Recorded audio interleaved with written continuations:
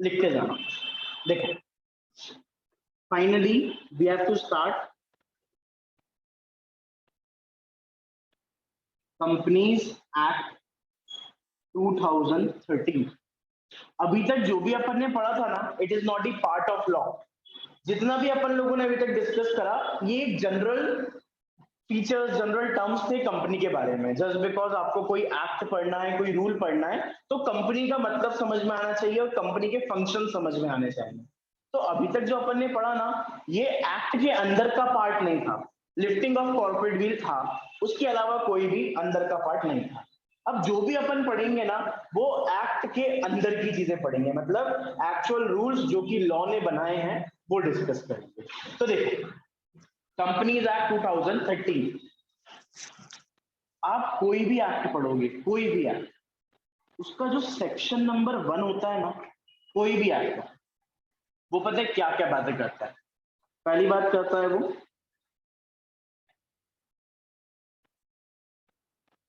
Commencement, फिर बात करता है वो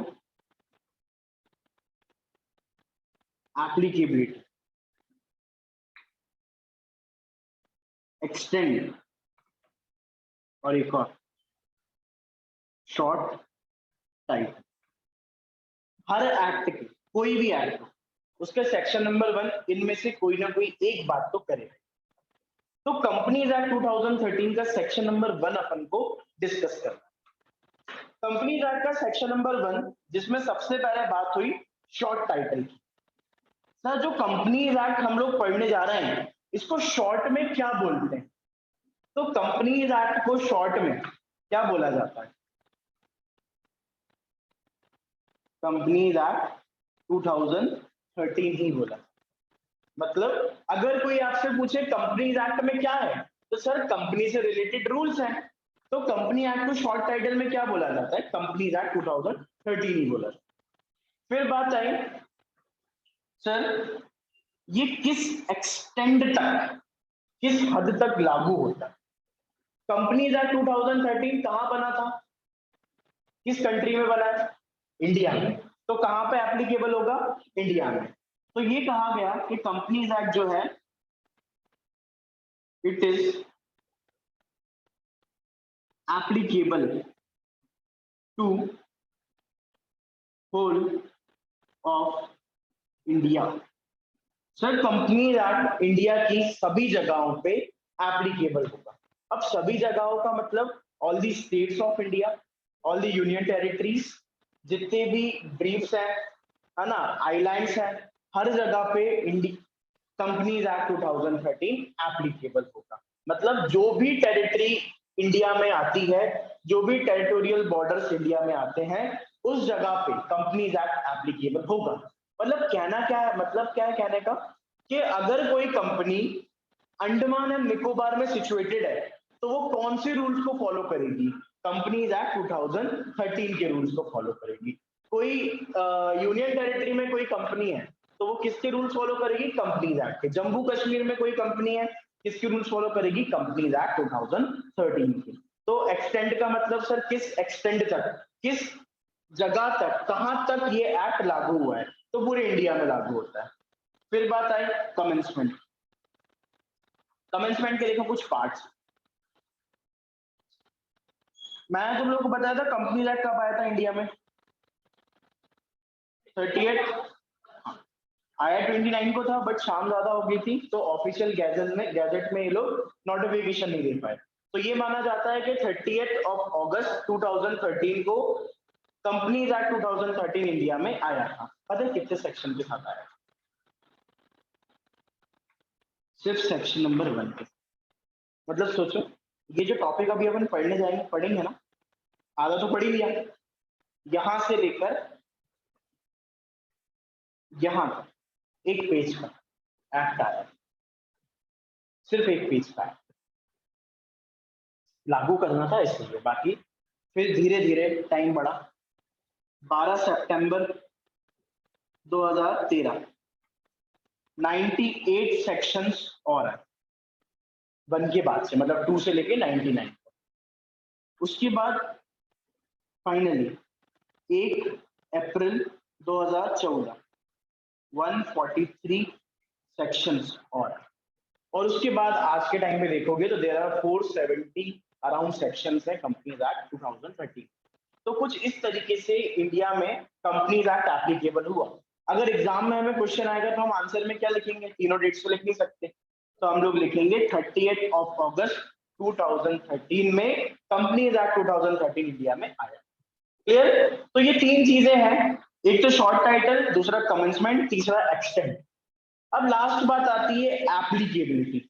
सर कंपनीज एक्ट किसके ऊपर एप्लीकेबल होता है?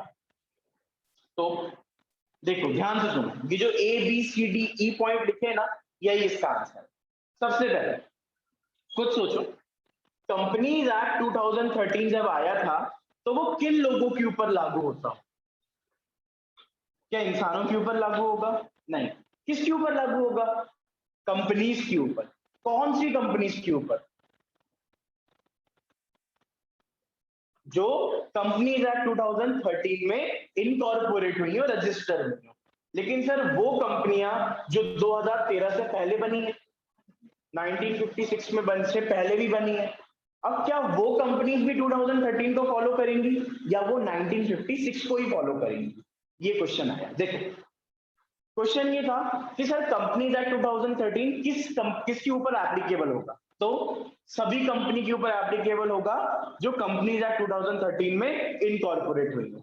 मतलब जो 2013 के बाद जितनी भी कंपनी बन रही है, अगर अपन कल भी कोई कंपनी बनाते हैं तो अपन किसको फॉलो करेंगे? कंपनीज एक्ट 2013 को।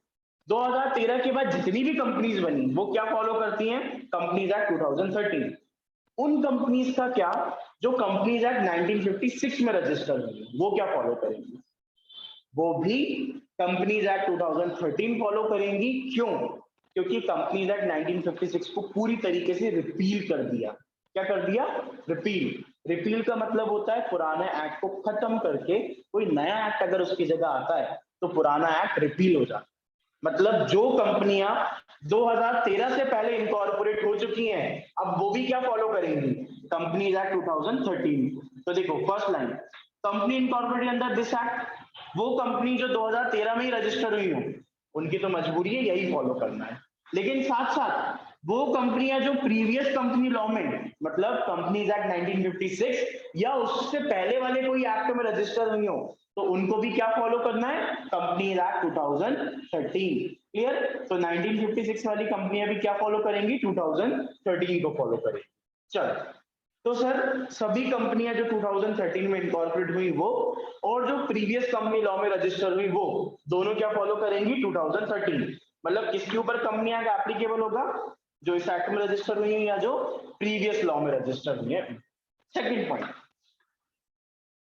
कुछ कंपनीज का तुम लोगों ने नाम सुना होगा, LIC, जीवन बीमा इंश्योरेंस, है ना, और IIFCO टोक्यो लाइफ इंश्योरेंस, है ना, और इंडियन इस टाइप से इंश्योरेंस कंपनी है बहुत सारी। ठीक है, देख लेते हैं ना इंश्योरेंस कंपनी के name.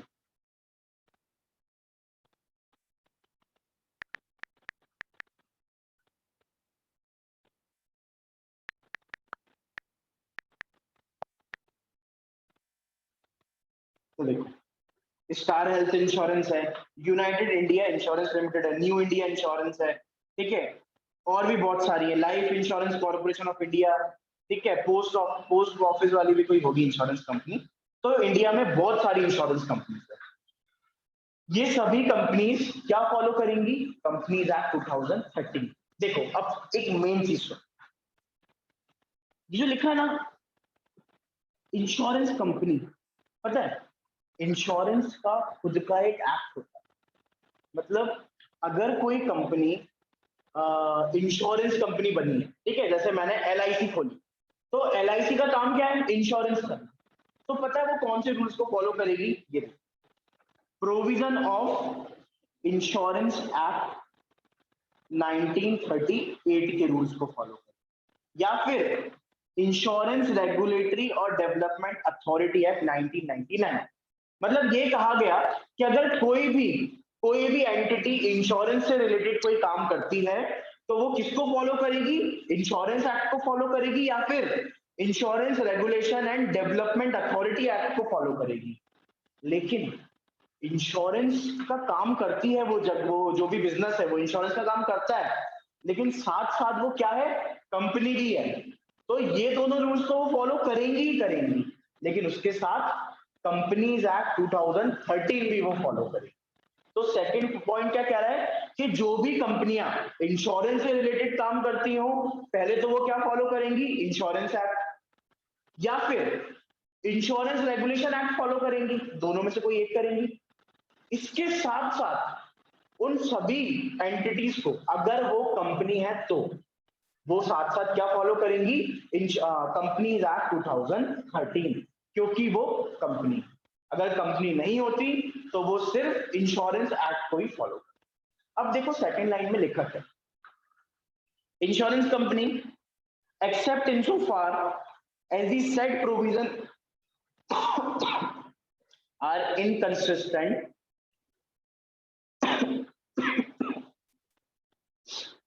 with the provision of Insurance Act 1938 और Insurance Regulatory and Development Authority Act 1999। ये कहा गया कि सर वैसे तो जितनी भी इंश्योरेंस कंपनियां हैं they will follow insurance act, sorry they will follow company act, लेकिन वो है तो इंश्योरेंस कंपनियां, तो उनको एक्चुअल में फॉलो क्या करना चाहिए, इंश्योरेंस एक्ट फॉलो करना चाहिए। ठीक है, फिर से कोई अगर इंश्योरेंस कंपनी है तो वो कंपनीज एक्ट 2013 को फॉलो करेगी, लेकिन कंपनी तो है, लेकिन साथ साथ इंश्योरेंस भी तो कर रही है, तो वो क्या फॉलो करेगी, इंश्योरेंस एक्ट। मान लो कभी ऐसा हो गया कि इंश्योरेंस एक्ट कुछ और बोल रहा है और कंपनीज एक्ट कुछ और बोल रहा है, तब किसकी बात मानो। मतलब भाई तुम्हें कॉलेज भी जाना है और घर वाले जाने भी नहीं दे रहे, कॉलेज का रूल है कि आना ही पड़ेगा और घर वाले कह रहे हैं जान ही नहीं देंगे, दोनों में से किसकी बात मानो। तो यही चीज किसके साथ हो रही है, इंश्योरेंस कंपनी, क्योंकि वो इंश्योरेंस एक्ट को भी फॉलो कर रही है और कंपनीज एक्ट को भी फॉलो कर रही है।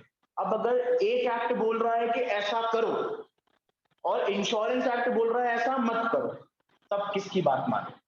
तो ये कहा है कि देखो तुम कंपनी तो हो, लेकिन साथ में तुम्हारा मेन काम क्या है, इंश्योरेंस करना।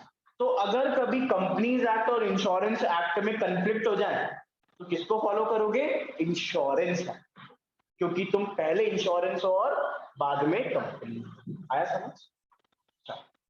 थर्ड डे, तो देखो किस किस पे एप्लीकेबल होता है कंपनी एक्ट, कंपनीज पे जो 2013 में इनकॉर्पोरेट हुई, जो 1956 में इनकॉर्पोरेट हुई, और किस पे, इंश्योरेंस कंपनी। और किस पे एप्लीकेबल होता है सर, बैंकिंग कंपनी। कोई बैंकिंग कंपनी का नाम पता है, सॉरी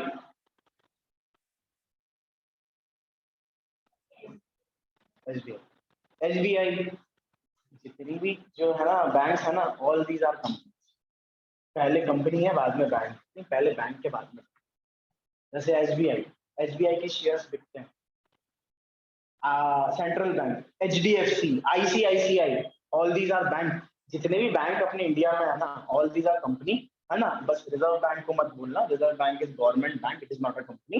बट लगभग जितने भी कमर्शियल बैंक हैं, ऑल दीज आर कंपनीज। ठीक है, तो कमर्शियल बैंक भी क्या फॉलो करते हैं, कंपनीज एक्ट 2013। क्यों, क्योंकि वो कंपनी है इसलिए फॉलो करते हैं।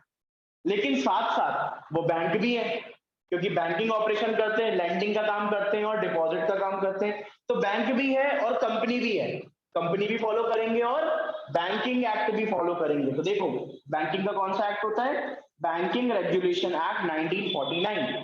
तो जितनी भी बैंकिंग कंपनीज हैं they have to follow banking regulation act as well as they have to follow companies act. फिर वही बात आ गई, कभी ऐसा हो जाए कि banking company, sorry banking regulation act और कंपनीज एक्ट दोनों के बीच में कन्फ्लिक्ट होने लगे। मतलब बैंक बोल रहा है कि ऐसा मत करो और कंपनी बोल रही है ऐसा करो, किसकी बात फॉलो करो, बैंक की। क्यों, वही बात, क्योंकि पहले आप बैंक हो और बाद में कंपनी हो। तो जितने भी बैंक्स होते हैं उन सबके ऊपर भी कंपनीज एक्ट एप्लीकेबल होता है और साथ साथ बैंक भी हैं, तो बैंकिंग रेगुलेशन एक्ट 1949 भी उनके ऊपर एप्लीकेबल होता है। अगर दोनों के प्रोविजन इनकंसिस्टेंट है, मतलब एक दूसरे से कंफ्लिक्ट क्रिएट कर रहे हैं, तो first we have to follow banking और अगर कंपनी एक्ट भी कंपलसरी तो उसके बाद कंपनी, बट पहली प्रेफरेंस किसको देनी है? बैंक को। चलो नेक्स्ट आ जाओ। कंपनीज एंगेज इन जनरेशन और सप्लाई ऑफ इलेक्ट्रिसिटी। कोई भी ऐसी कंपनी जो इलेक्ट्रिसिटी को जनरेट करती हो, और या फिर जनरेट नहीं करती हो, सिर्फ सप्लाई करती हो।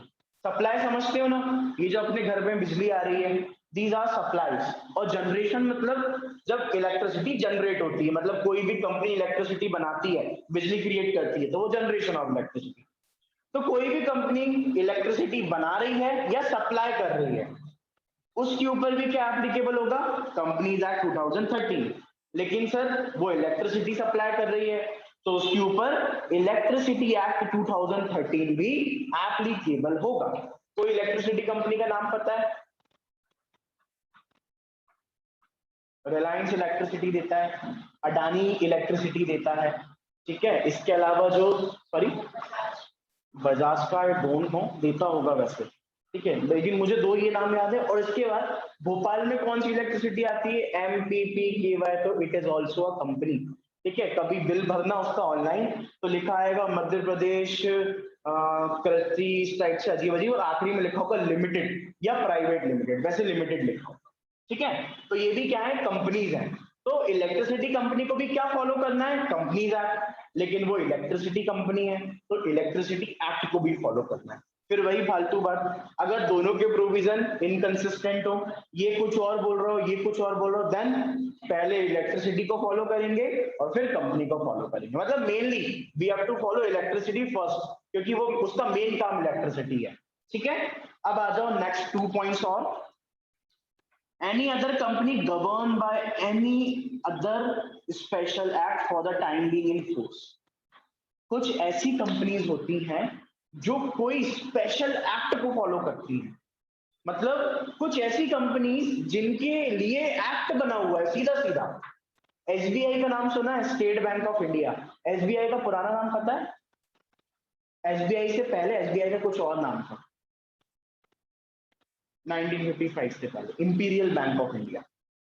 एसबीआई को पहले कहा जाता था इंपीरियल बैंक ऑफ इंडिया, उसका नाम चेंज करके उसको state bank of India. SBI जो है उसका खुद का एक्ट, एसबीआई एक्ट 1955, जिसमें स्टेट बैंक ऑफ इंडिया जो है सबसे पहले किसके रूल्स को फॉलो करता है? स्टेट बैंक ऑफ इंडिया के रूल्स। मतलब सोचो कोई कंपनी खुली है और वो खुद के ही रूल बना रही है। मतलब एसबीआई ऐसी वैसा बैंक नहीं है, पहले वो पार्लियामेंट में गया होगा उसका बिल, फिर पार्लियामेंट से बिल पास हुआ है और तब जाके स्टेट बैंक ऑफ इंडिया बना। तुम लोग आईसीएसआई के स्टूडेंट हो। ICSI is not a company although, है ना, बट अगर मैं बात करूं तो आईसीएसआई भी एक एक्ट के अंतर्गत बना है। मतलब तुम लोग अगर देखोगे तो लिखा होगा तुम्हारी बुक में आईसीएसआई 1980 या 70, मुझे नहीं पता कब आया था। सीए पता है 49 में आया था, ये पता नहीं कब आया था, लेकिन ये भी एक्ट के अंतर्गत बना है। मतलब पार्लियामेंट में बिल पास हुआ, जो प्रोसीजर अपन ने फॉलो पढ़ा था ना, सेम टू सेम वही प्रोसेस। चलो उसको छोड़ो। एसबीआई जो है ये क्या है? एक स्पेशल एक्ट के अकॉर्डिंग बना है। मतलब SBI state bank of India जो है वो खुद के एक्ट को फॉलो करता है, इसलिए इसको स्पेशल एक्ट बोला है। कोई भी ऐसी कंपनी जो स्पेशल एक्ट के अंदर बनी हो वो भी क्या फॉलो करती है? Companies act 2013। सर लेकिन उसका तो खुद का एक्ट है, तो वो अपने एक्ट को भी फॉलो करेगी और साथ साथ अपने एक्ट को तो फॉलो करेगी और उसके साथ साथ कंपनीज एक्ट को भी फॉलो करेगी। और वही बात, अगर दोनों के प्रोविजन इनकंसिस्टेंट हुए तो मेनली किसको फॉलो करना है? अपने स्पेशल एक्ट को। मतलब जिस एक्ट के अंडर आप इनकॉर्पोरेट हुए हो, आप रजिस्टर, ठीक है। तो याद रखना, इसका एग्जाम्पल बता रहा हूँ, एसबीआई इसका एग्जाम्पल है, एलआईसी भी इसका एग्जाम्पल हो सकता है, क्योंकि इनका पर्सनल एक्ट है। देखो पता है क्या होता है, एसबीआई पता है क्या क्या फॉलो करती है बेचारी? एसबीआई छोड़ो यार, अपन लोग, तुम लोग कितना एक्ट को फॉलो करते होगे? लाखों ऐसे एक्ट होंगे जो अपन लोग फॉलो करते। खाने जाओ तो जीएसटी भरो, रोड पे टैक्स भरो, गाड़ी खरीदो टैक्स भरो, इनकम टैक्स भरो, ठीक है, और कॉन्ट्रैक्ट एक्ट को फॉलो करो, गुड्स खरीदे तो सेल्स ऑफ गुड्स को फॉलो करो, इंश्योरेंस एक्ट को, तो अपन लोग लाखों एक्ट को फॉलो करते हैं। तो ऐसे ये जो कंपनी है एसबीआई, ये सबसे पहले क्या फॉलो करेगी, खुद का एसबीआई एक्ट 1955, इसके बाद आरबीआई को भी फॉलो करेगी, बैंकिंग रेगुलेशन को भी करेगी, कंपनी एक्ट को भी करेगी, कॉन्ट्रैक्ट एक्ट को भी करेगी, सेबी के एक्ट को फॉलो करेगी। तो थाउजेंड्स ऑफ एक्ट, कोई भी कंपनी के ऊपर इतने सारे एक्ट एप्लीकेबल होता है कि वो फॉलो करते करते परेशान हो जाता है। मेन जीएसटी फॉलो करेगी, इनकम टैक्स फॉलो करेगी, बहुत सारे एक्ट्स हैं। क्लियर? तो ये क्या बोला गया है कि सर कंपनी, जो कोई भी ऐसी कंपनी जो किसी स्पेशल एक्ट से बनी हो, जैसे एसबीआई, वो भी कंपनीज एक्ट 2013 के प्रोविजंस फॉलो करती है।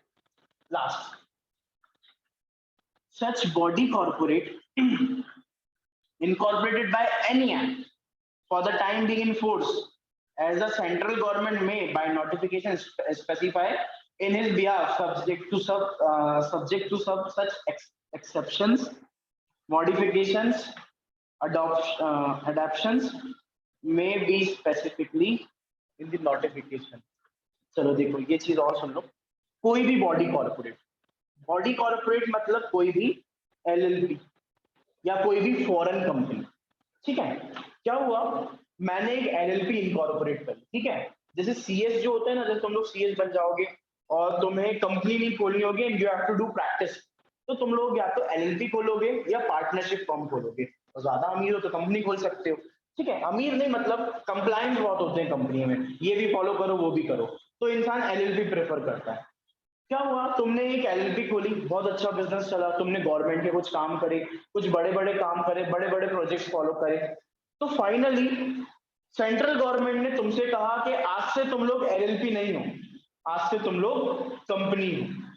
तो उस दिन से, जिस दिन सेंट्रल गवर्नमेंट ने बोल दिया कि आज से तुम लोग एलएलपी नहीं हो, आज से तुम लोग कंपनी हो, उसी दिन से एलएलपी क्या फॉलो करने लगेगी, कंपनीज एक्ट 2013। मतलब इस इंडिया में भाई सेंट्रल गवर्नमेंट से बड़ा कौन है, कोई नहीं।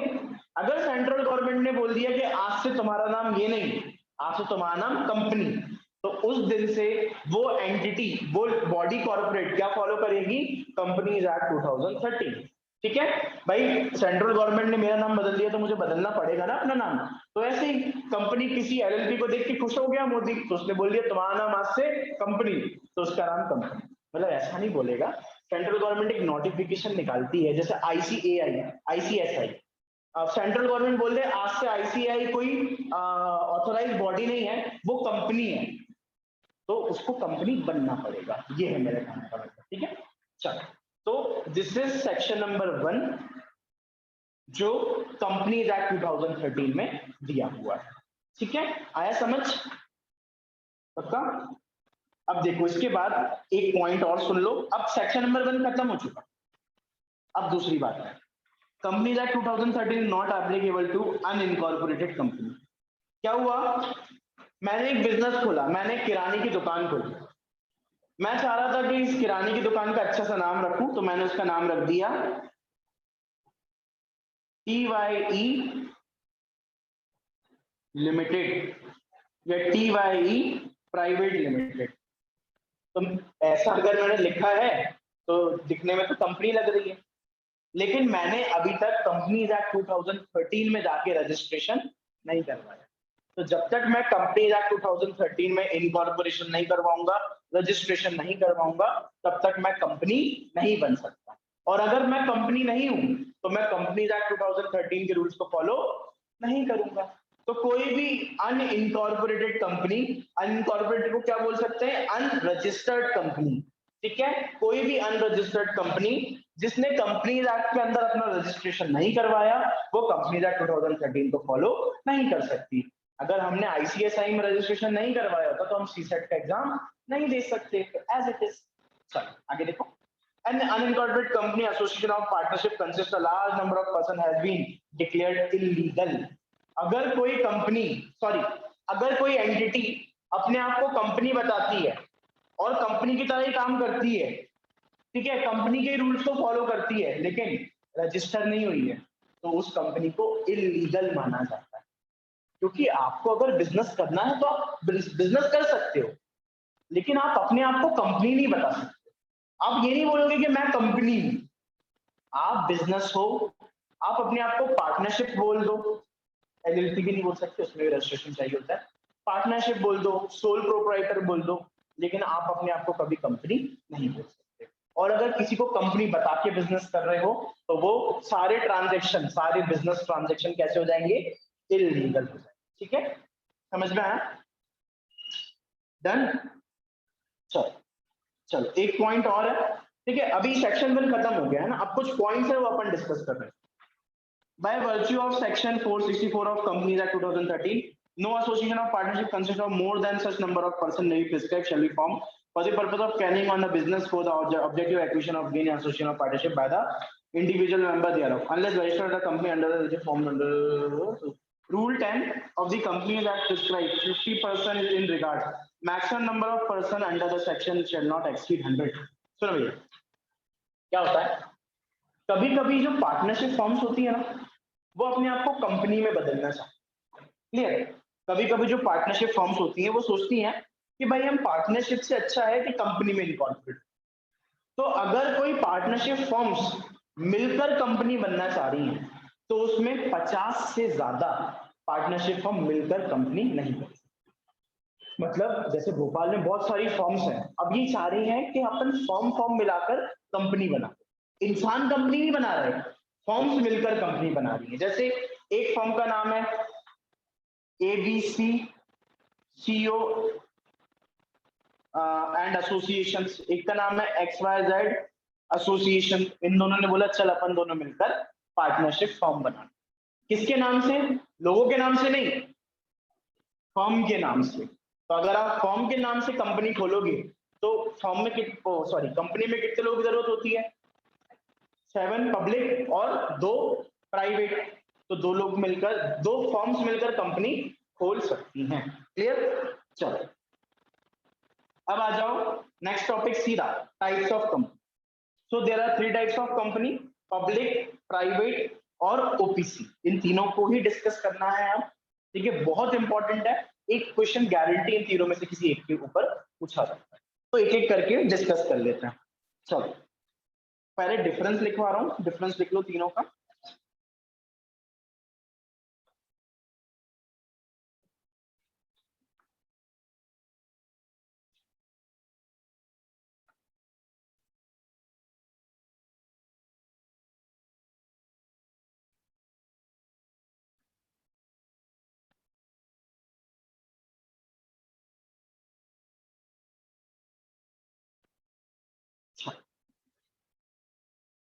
पहला पॉइंट, सफिक्स।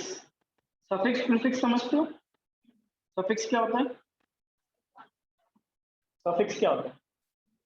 सफिक्स, जो सफिक्स सफिक्स सफिक्स, प्रीफिक्स नहीं, प्रीफिक्स पहले फिक्स करना है, प्रीफिक्स, सफिक्स पीछे।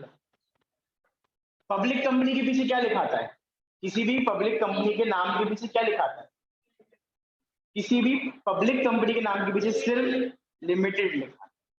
प्राइवेट कंपनी के नाम के पीछे प्राइवेट लिमिटेड, पीवीटी एलटीडी उसको शॉर्ट में बोला जाता है। ओपीसी के नाम के पीछे लिखाया जाता है ओपीसी। ठीक है, दूसरी बात,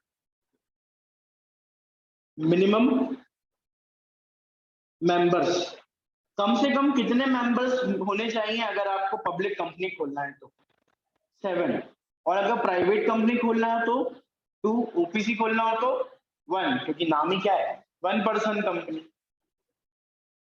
मैक्सिमम कितने मेंबर हो सकते हैं?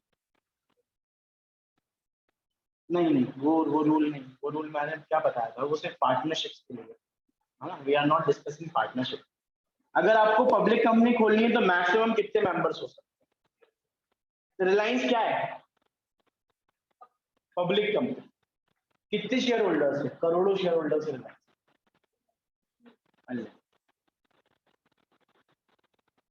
क्योंकि जब शेयर बटेंगे तो पता नहीं कितने लोग शेयर खरीदेंगे। मैं रिलायंस का एक शेयर लेके बैठा हूँ 10 रुपए, मैं एक शेयर होल्डर हूँ, तुमने 10-10 लेके नहीं, 4 शेयर होल्डर तो यहीं पे हो गए, जिसने 40 रुपए लगाए कुल मिला के कंपनी। तो ऐसे करोड़ों लोग हो सकते हैं। प्राइवेट कंपनी है मैक्सिमम 200, और ओपीसी में मैक्सिमम जितने मिनिमम उतने ही मैक्सिमम 1। क्लियर? ये हो गए अपने 3 मेन।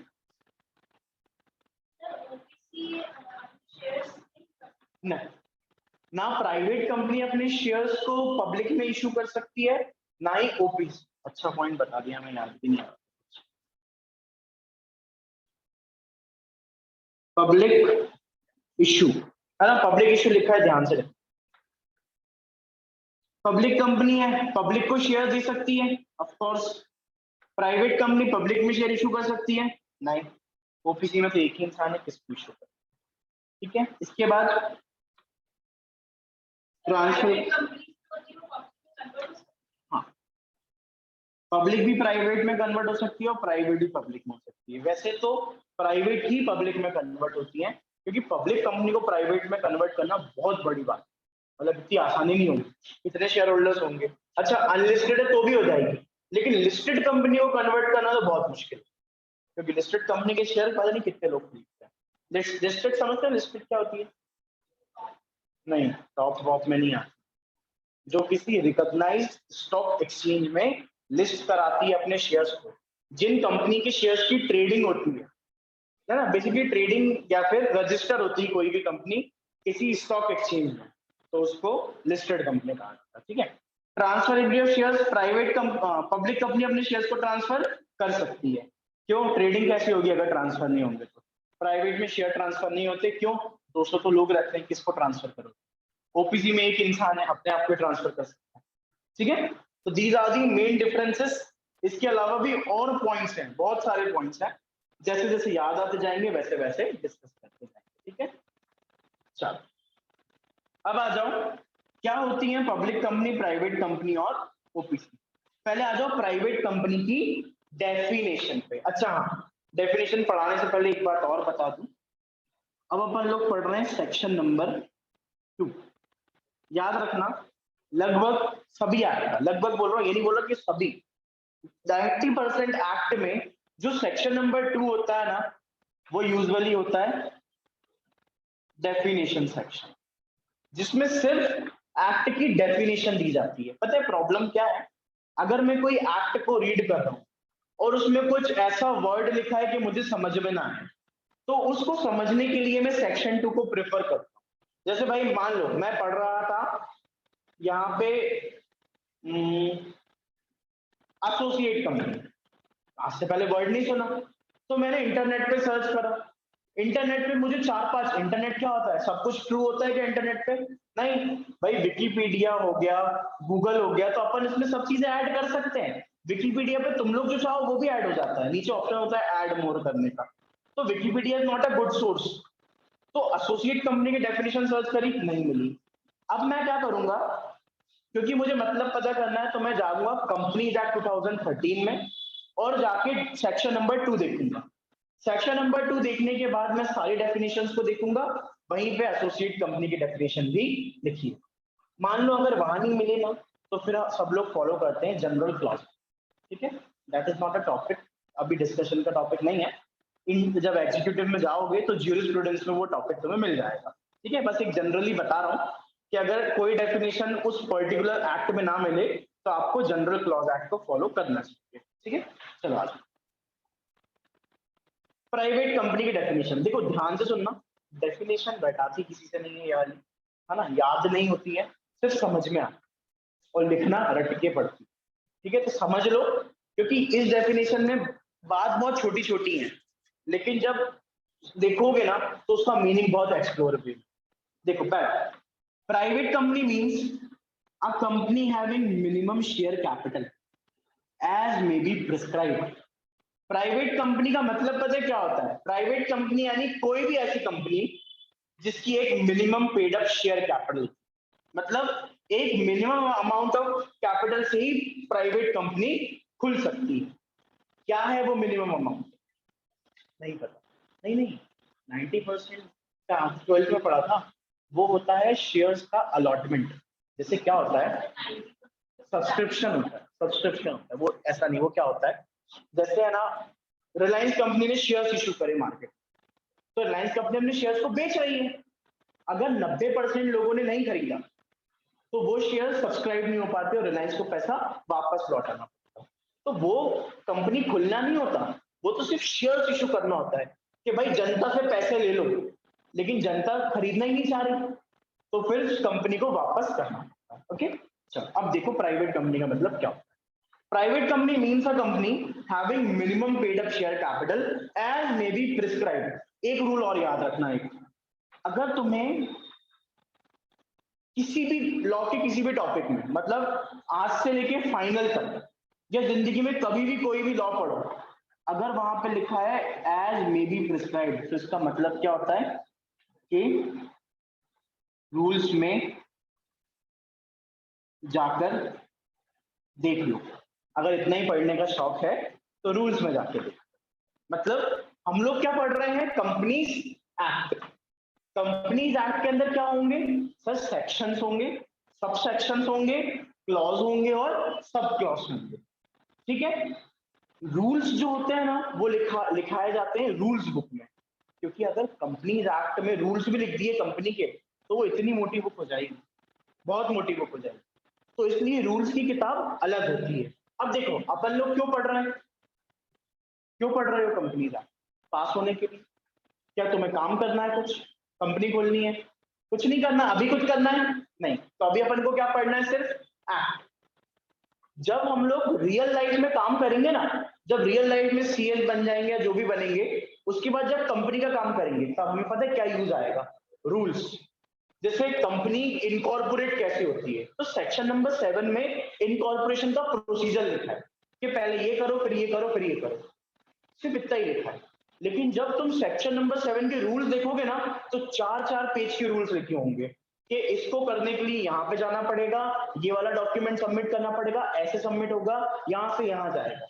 ठीक है, तो एज मे बी प्रिस्क्राइब का मतलब क्या होता है, अगर आपको ज्यादा पढ़ने का शौक है तो जाकर रूल्स में देख लो। ठीक है, रूल्स में आपको डिटेल दी होगी, और डिटेल कौन पढ़ता है, जो प्रैक्टिकली काम करता है। ठीक है, अपन लोग सिर्फ पढ़ रहे हैं तो अपन लोग रूल्स नहीं पढ़ेंगे। इवन मैंने नहीं पढ़ा आज तक कोई रूल्स, जब तक काम नहीं करूंगा तो रूल्स पढ़ के करूंगा क्या। चलो, private company means a company having minimum paid up share capital. ये minimum paid up share capital क्या है सर? अगर आपको प्राइवेट कंपनी खोलनी हो ना, तो कम से कम इतनी कैपिटल, इतना पैसा आपको लगाना पड़ेगा। कितना? As may be prescribed. कहां लिखा है? रूल्स में। किसके रूल्स में? कंपनी के रूल्स में।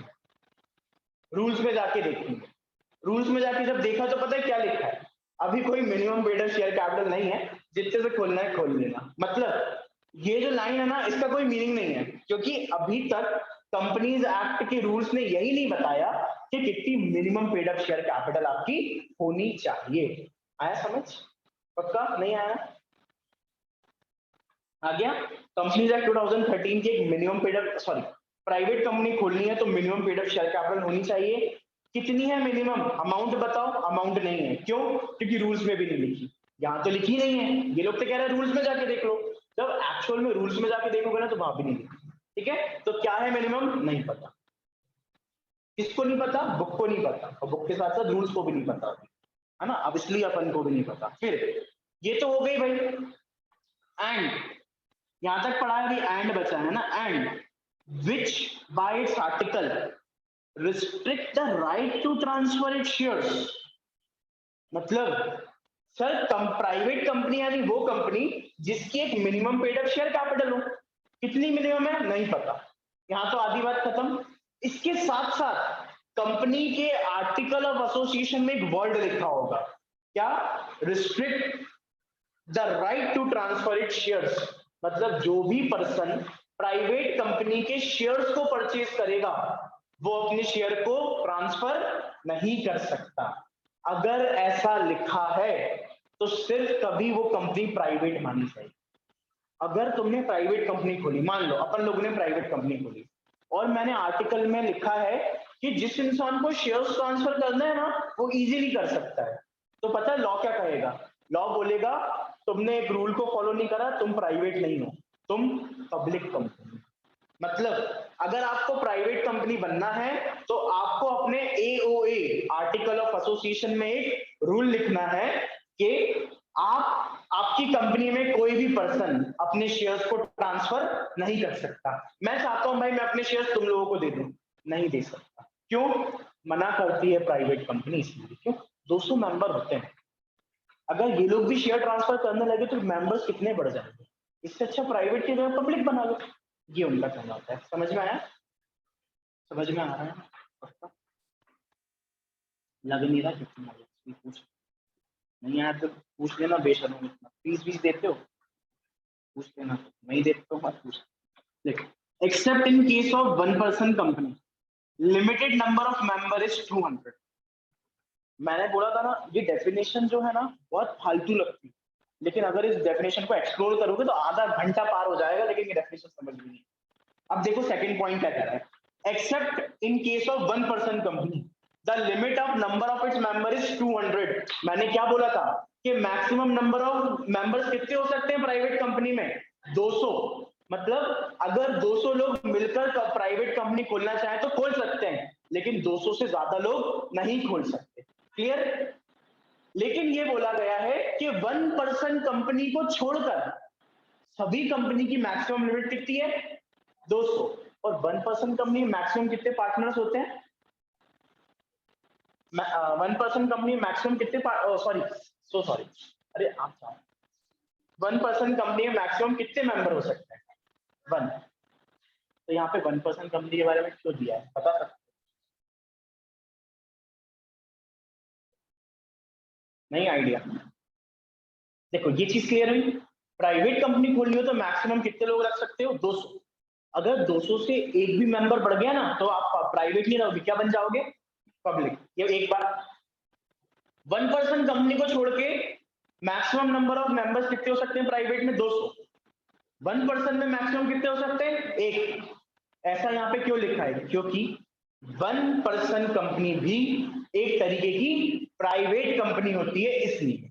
मतलब इससे एक बात और क्लियर कर लो, ये जो लिखा है ना कि टाइप्स ऑफ कंपनी में 3 types of company, there are only 2 types of company, या तो पब्लिक या तो प्राइवेट।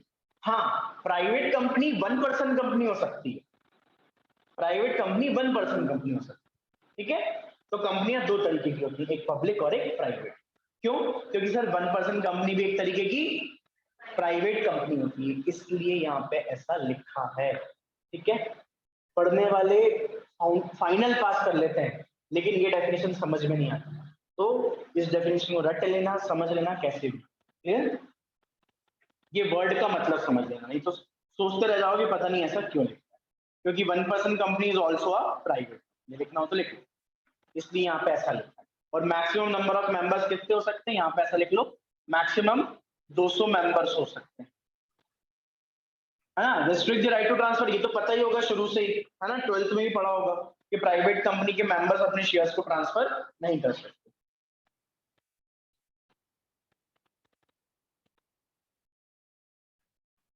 चलो अब आओ आगे। Provided that where two or more person hold one or more share in a company jointly shall for the purpose of this clause will be treated as a single member। Sir क्या हुआ? नई नई शादी हुई थी दो लोगों की, नई नई शादी हुई थी दो लोगों की, है ना?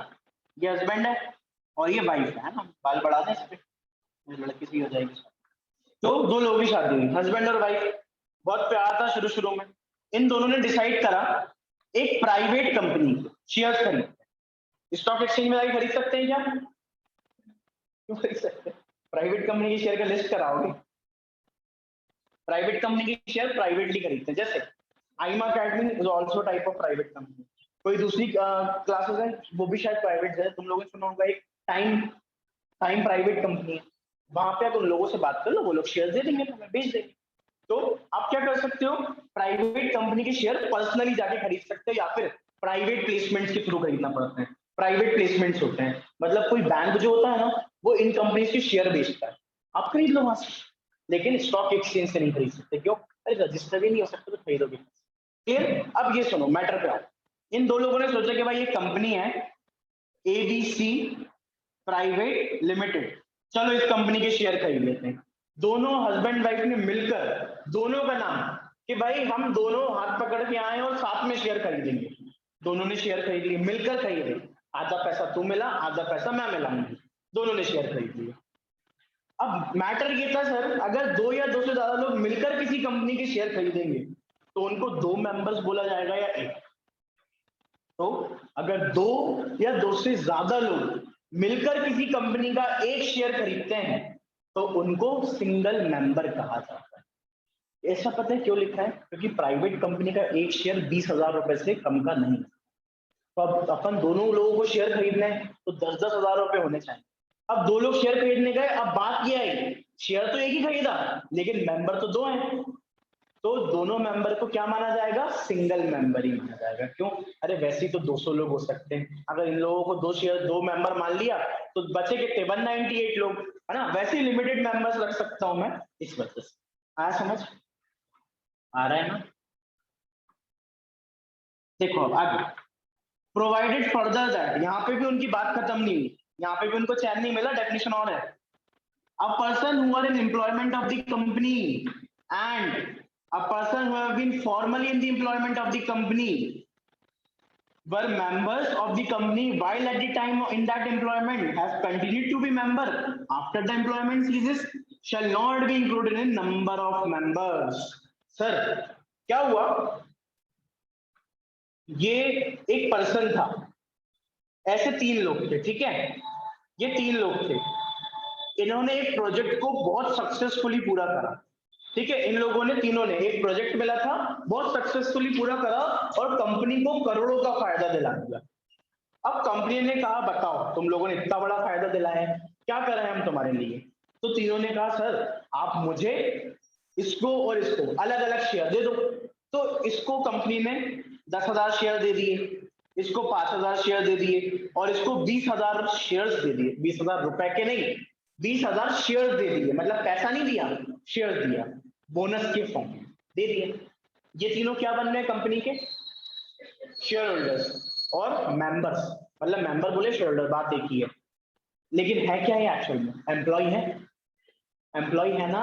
कंपनी में कोई प्रोजेक्ट पूरा करा था, प्रोजेक्ट पास हो गया, एम्प्लॉय अभी भी एम्प्लॉय है, लेकिन बॉस ने बोला कि तुम्हें क्या दूं, तो इन्होंने कहा शेयर दे दो। तो एम्प्लॉय के साथ साथ ये लोग क्या बन गए? मेंबर भी बन गए, शेयर होल्डर भी बन गए। अब पता है क्या होता है, कंपनीज में यही चीज होती है, कंपनी के मेंबर्स को सैलरी का, सॉरी, कंपनी के एम्प्लॉयज को कभी कभी सैलरी की जगह बोनस के फॉर्म में शेयर्स बांट दिए जाते हैं। क्यों? पैसा नहीं देना पड़े इसलिए। भाई शेयर्स की वैल्यू क्या है? कुछ नहीं, शेयर्स की वैल्यू कुछ भी नहीं है, इसलिए उनसे कहते हैं आप एक काम करो, ये शेयर्स रख लो, आपकी सैलरी हो गई। लोग रख भी लेते हैं खुशी खुशी, क्योंकि उनको पता है ये कंपनी आगे बहुत ऊपर जाएगी इसलिए। तो ऐसे भाई कंपनी में अगर 500-600 मेंबर्स हो, एम्प्लॉय हुए और सबको शेयर दे दिया, तो 600 एम्प्लॉयों ने शेयर खरीद ली, मतलब 200 वाली लिमिट खत्म हो गई। तो इसलिए कहा जाता है कि जो भी लोग कंपनी में अभी काम कर रहे हैं या वो लोग जिन्होंने कंपनी छोड़ दी है, नौकरी छोड़ दी है, लेकिन अभी भी वो मेंबर हैं। क्यों है मेंबर? क्योंकि उनको शेयर मिले थे। तो उन लोगों को 200 लोगों में जोड़ा नहीं जाएगा, क्योंकि उन लोगों को 200 में जोड़ लिया तो बस बाकी क्या होगा? 600 एम्प्लॉइज हैं, सबके पास शेयर है, तो 600 तो यही हो गए, -400, है ना? तो इसलिए कहा गया जिन लोगों ने, जो लोग कंपनी में जॉब कर रहे हैं प्रेजेंटली या जो लोग पास्ट में करते थे, उनको कंपनी ने शेयर बेच दिए थे या फिर बोनस के फॉर्म में दे दिए थे, उन लोगों को 200 मेंबर्स में गिना नहीं जाएगा, है ना? और अगर कुछ लोगों ने जॉइंटली शेयर खरीदे, उन लोगों को दोनों को एक माना जाएगा, ठीक है? अलग अलग इंसान नहीं माना जाएगा। यहां तक क्लियर हुआ? लास्ट लाइन, फिर प्राइवेट कंपनी खत्म। Prohibits any invitation to public to subscribe for any security of the company. Sir अगर कोई कंपनी प्राइवेट कंपनी है तो वो अपने शेयर्स को पब्लिक में ऑफर नहीं कर सकती। मतलब मेरी एक एबीसी प्राइवेट लिमिटेड नाम की कंपनी है और मैंने तुम लोगों को पब्लिक में ऑफर बांटना स्टार्ट कर दिया कि मेरे शेयर खरीद लो, शेयर खरीद लो, 10 रुपए के हिसाब से शेयर खरीद लो, तो ऐसा मैं नहीं कर सकता। और अगर मैं पब्लिक में शेयर बांटता हूं, अगर मैं पब्लिक में शेयर्स इशू करता हूं, तो उस दिन से मैं प्राइवेट कंपनी नहीं रहूंगा, क्या बन जाऊंगा? Public company. तो जितने रूल्स मैंने अभी तुम्हें समझाए, इसमें से अगर कोई भी एक रूल ब्रेक हुआ तो वो प्राइवेट कंपनी क्या बन जाती है, पब्लिक, जस्ट बिकॉज उसने प्राइवेट का रूल तोड़ दिया। और कंपनी सिर्फ दो ही तरीके की होती है, तो प्राइवेट नहीं रहे तो क्या बन जाओगे, clear. So this is the definition of private limited, ठीक है। ये अगर तुम्हें पता करना है कि कोई कंपनी पब्लिक है कि प्राइवेट, तो ये सब देखना पड़ेगा। लेकिन ये सब कहाँ लिखा होता है, आर्टिकल ऑफ एसोसिएशन में। बाकी शेयर कैपिटल कहाँ लिखी होती है, रूल्स में, और कंपनी के एमओए में भी लिखी होती है, लेकिन रूल्स में कोई कैपिटल नहीं है, ठीक है। तो वैसे तो अगर तुम्हें पहचानना हो तो तुम वैसे ही पहचान लोगे, क्यों, नाम के पीछे प्राइवेट लिमिटेड। लेकिन अगर तुम्हें कंपनी में पैसा इन्वेस्ट करना है, या कंपनी में तुम कुछ काम कर रहे हो, कंपनी का सीए वगैरह का, सीएस का, तो उस सिचुएशन में तुम्हें अच्छे से एक एक चीज को, मतलब बेटा क्या हो गया, आर्टिकल की एक एक चीज को देखना पड़ेगा, ठीक है। चलो अब आ जाओ पब्लिक कंपनी में, 1% से पहले छोड़ूंगा तुझे। चलो अब आओ पब्लिक कंपनी। कल 40 मिनट की हुई थी ना परसों, एटलीस्ट आज 2 घंटे की तो क्या बोल दो, तुम्हें बैठ जाओ। मैं कॉम्प्रोमाइज नहीं कर पाता ना, मेरे पास लिमिटेड है। अगर मेरा मन है तो मैं पढ़ाऊंगा, नहीं है तो मैं नहीं पढ़ाऊंगा। चलो, पब्लिक कंपनी मीन्स, किसी को टाइम तो नहीं दिया ना तुम लोग, पापा घर वालों को छोड़ फिर जा सकते हो। हाँ सही में, उसके लिए मना नहीं करता मैं, क्योंकि मैं भी कभी 20 क्लास छोड़ के चला जाता हूँ ना, तो उसमें मैं कर लूंगा सैक्रिफाइस, कॉम्प्रोमाइज सॉरी। चलो पब्लिक कंपनी, पब्लिक कंपनी क्या होती है अफसर, public company means a company which is not a private. Sir public company वो कंपनी होती है जो प्राइवेट नहीं होती, मतलब अगर कोई कंपनी प्राइवेट है तो वो पब्लिक नहीं होगी, सिंपल। अब ये चीज दिखने में ऐसा लग रहा है, लोग उसका मजाक बहुत उड़ाते हैं कि सर कैसी घटिया सी डेफिनेशन है, पब्लिक कंपनी मतलब वो कंपनी जो प्राइवेट नहीं होती। ये पता है क्या बोल रहा है, अगर तुम्हें पब्लिक कंपनी समझना ना क्या होती है, तो जाके पहले प्राइवेट की डेफिनेशन पढ़ो, और वहां पे जाके समझ लो कि अगर तुमने ऊपर वाला कोई भी रूल तोड़ा तो तुम पब्लिक कंपनी बन जाओगे।